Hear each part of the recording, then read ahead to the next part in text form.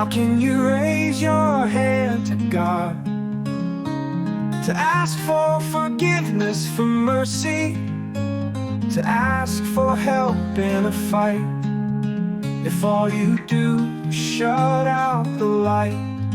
You know I never believed it was possible not to succeed. I believe that hard work, honesty, and commitment would make always come through.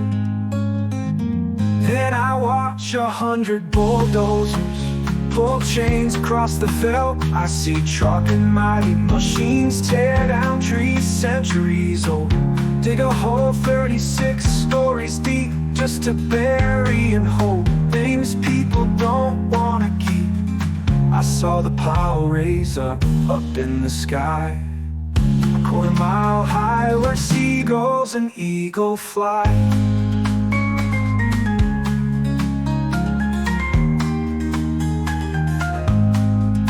Now the poisons have sunk down to the earth. Now the fish and frogs won't give birth.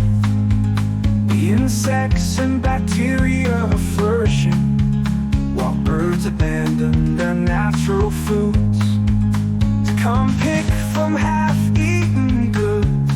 Starlings fly in 100,000 flocks, while eagle come and land on ash. Watch the vultures eat disease as bullocks.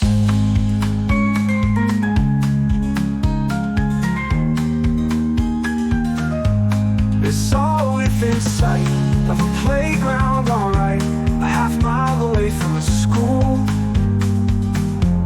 The men that did this are fat and amiss. Their interest is money, not life. Their mouths spread nothing but strife. So I look on the pile, wonder all the while, how could they call themselves expert, piling one thing against another that makes them both inflammable and incomprehensible?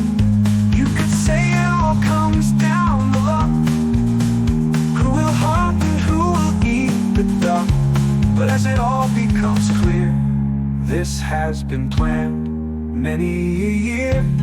The only ones who know are those who profit.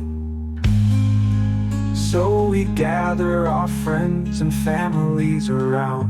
We protect the children as we can, as the mess and the smoke gather behind the sound. We watch as they destroy our land.